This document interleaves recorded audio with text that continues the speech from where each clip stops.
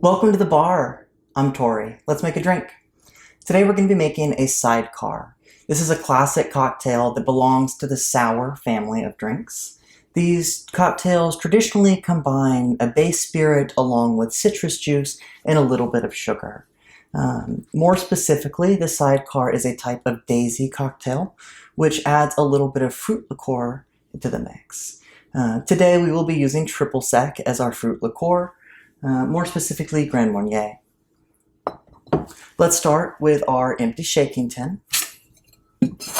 And we're going to use a brandy for this. This is more specifically a cognac. This is Corbusier Cognac to VS.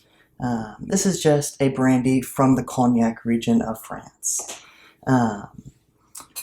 We are going to use 1.5 ounces.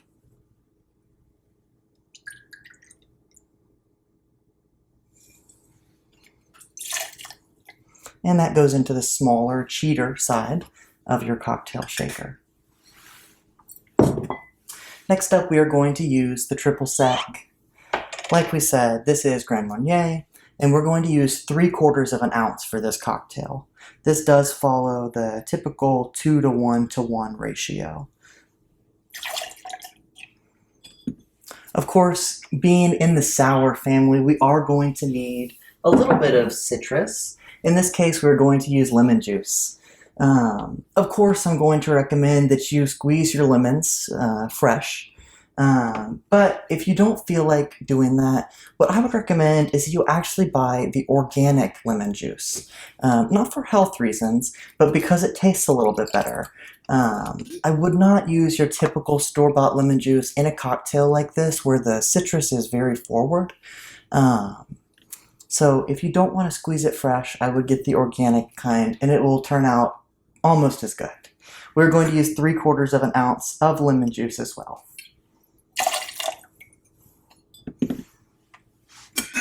Like we said before, we are going to be using a little bit of sugar.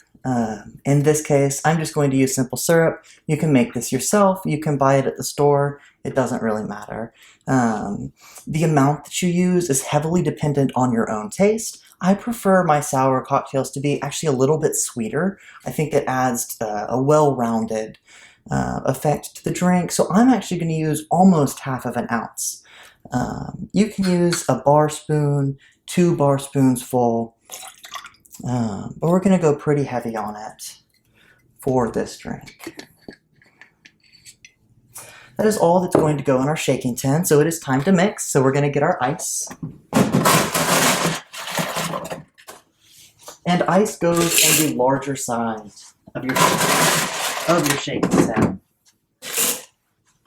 And pour the smaller cheater side over top and give it a good whack. This is going to seal it.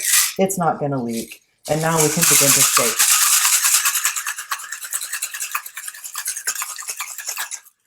That's enough for me. If you were using larger ice cubes, I'd recommend going for 10 or 15 seconds. If you're using smaller nugget ice like I am, about 5 to 10 seconds is good.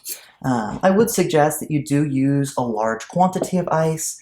The more ice that you have, the less dilution that you actually get. It's a little bit backwards in that regard, but it cools the drink down faster and you can get it out of there.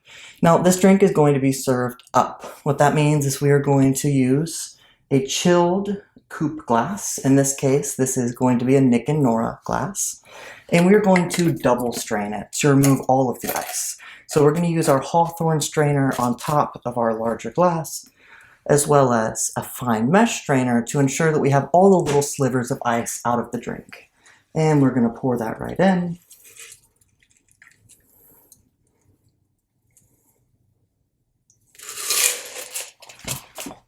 We're almost done at this point. The last step is to garnish. In this case, I'm just going to use a dehydrated orange wheel, and I'm just going to drop that right in.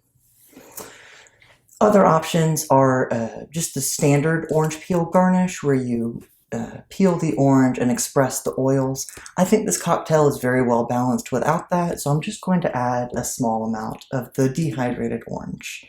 At that point, this drink is finished. Cheers.